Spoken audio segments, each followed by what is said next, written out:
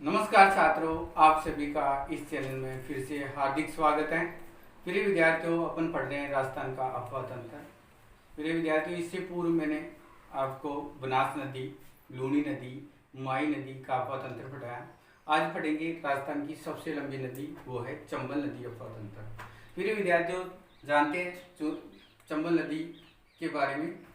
चंबल नदी है राजस्थान की जो सबसे लंबी नदी है। इस नदी का उद्गम मध्य प्रदेश के जानापो फाड़ से होता है और जानापो फाड़ से नदी अपनी यात्रा करती हुई राजस्थान से उत्तर प्रदेश से में चली जाती है। उत्तर प्रदेश से मुरादगंज है जो कि इटावा जिले उत्तर प्रदेश में स्थित है, वहाँ यमुना में मिल जाती है। प्रिय विद्यार्थियों, यहाँ से लेकर यहाँ तक की लंबाई अर्थात अपने उद्गम से लेकर मिलन स्थल तक की लंबाई, प्रिय विद्यार्थियों, इस नदी की लंबाई है 965 किलोमीटर है। प्रिय विद्यार्थियों, ये राजस्थान की सबसे लंबी नदी है। राजस्थान में इसकी कुल लंबाई 135 किलोमीटर लंबी है। तो राजस्थान में इसकी कुल लंबाई 135 किलोमीटर है। प्रिय विद्यार्थियों, ये एक नदी है मात्र जो कि अंतर्राज्यीय सीमा बनाती है, अर्थात मध्य प्रदेश और राजस्थान के सीमावर्ती जिलों के साथ साथ ये समानांतर बहती है। प्रिय विद्यार्थियों, इस नदी को कई नामों से जाना जाता है। प्रिय विद्यार्थियों, एक है चर्मणवती है, कामधेनु है। लगातार बहने के कारण इस नदी को बारहमासी नदी भी कहते हैं। प्रिय विद्यार्थियों, ये नदी मुख्य रूप से 3 राज्यों में बहती है। वो है, आपको बता दिया, पहले एमपी, फिर उसके अलावा राजस्थान, फिर यूपी है। राजस्थान के ये मुख्य रूप से 6 जिलों में बहती है। तो आइए विद्यार्थियों, कौन कौन से 6 जिले जो कि राजस्थान में ये प्रभावित होती है। प्रिय विद्यार्थियों, ये जब मध्य प्रदेश से निकलकर मंदसौर डिस्ट्रिक्ट में आती है तो यहाँ राजस्थान का एक जिला है और वो है चित्तौड़गढ़। चित्तौड़गढ़ के रावतभाटा से प्रवेश करती है तो एक जिला हो गया चित्तौड़गढ़।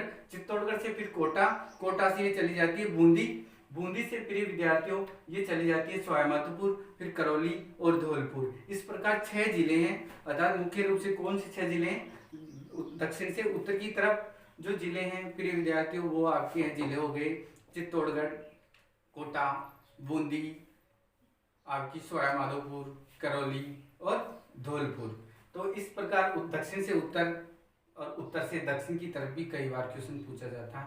और प्रिय विद्यार्थियों, ये एकमात्र ऐसी नदी है जो कि दक्षिण से उद्गम होती है और बाकी फिर वापस उसी एरिया में अर्थात दक्षिण से लेकर उत्तर की तरफ मूवमेंट करती है। प्रिय विद्यार्थियों, इस नदी की कई सहायक नदियां हैं।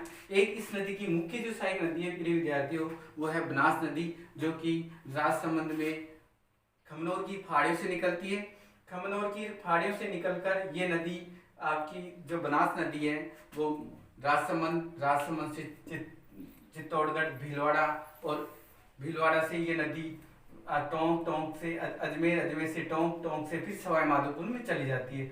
सवाईमाधोपुर में ये नदी जो बनास नदी है वो चंबल में मिलती है और चंबल में एक नदी आती है मध्य प्रदेश से, उस नदी का नाम मेरे छात्रों सीत नदी है। और ये तीनों नदियां मिलकर यह संगम बनाती है, राजस्थान की त्रिवेणी कहलाती है, जिसका नाम है रामेश्वर घाट, अर्थात सवाईमाधोपुर के रामेश्वर घाट में इनका संगम होता है। प्रिय विद्यार्थियों, इसी प्रकार इसकी अन्य जो सहायक नदियां हैं अर्थात मुख्य सहायक नदी की अन्य सहायक नदियां हैं वो है मेनाल है, एक आयड़ है, एक है कोठारी है, एक आपकी खारी।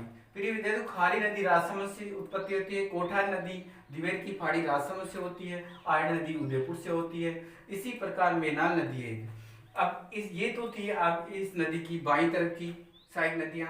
अब दाईं तरफ की जो नदियां हैं प्रिय विद्यार्थियों, एक है मुख्य नदी काली सिंध नदी है जो कि झालावाड़ होती हुई और आगे जाकर चंबल में मिल जाती है। इसकी काली सिंध की जो सहायक नदी है प्रिय विद्यार्थियों, एक आहू नदी है। आहू नदी और काली सिंध जब दोनों मिलती है झालावाड़ में तो इस संगम पर एक किला बना हुआ है, वो है प्रिय विद्यार्थियों गागरोन का किला। काफी बार क्वेश्चन आता है कि गागरोन का किला किस नदी के संगम पर है, तो वह है काली और सिंध नदी के संगम पर स्थित है।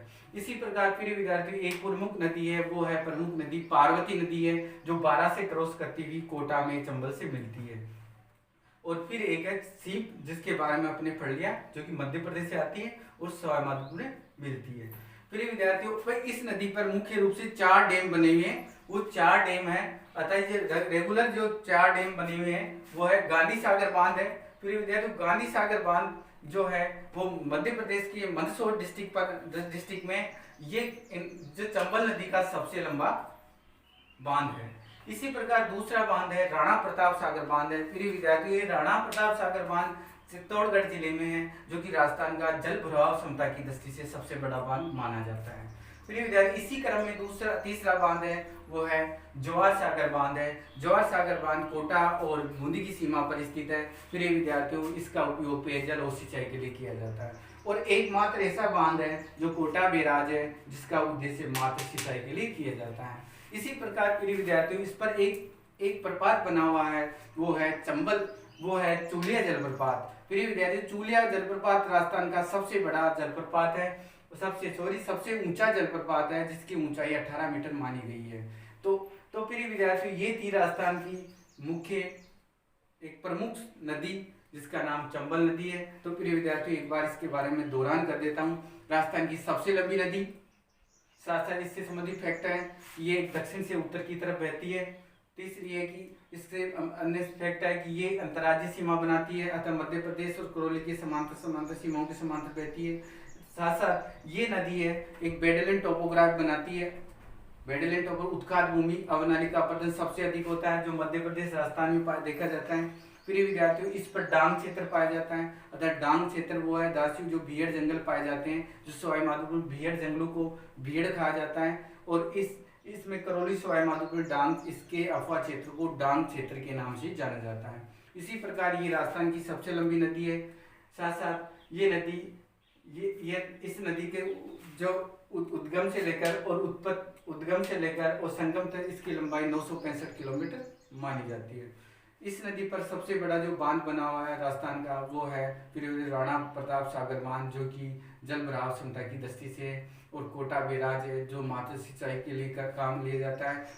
जवाहर सागर बांध है, जो सिंचाई और पेयजल के भी लिए किया जाता है। तो प्रिय विद्यार्थियों, ये थी राजस्थान की सबसे लंबी नदी, जिसका नाम था चंबल नदी। तो अभी इसी क्रम में दूसरी नदी लाएंगे। प्रिय विद्यार्थियों, देखते रहिए, सब्सक्राइब कीजिए, शेयर कीजिए। धन्यवाद।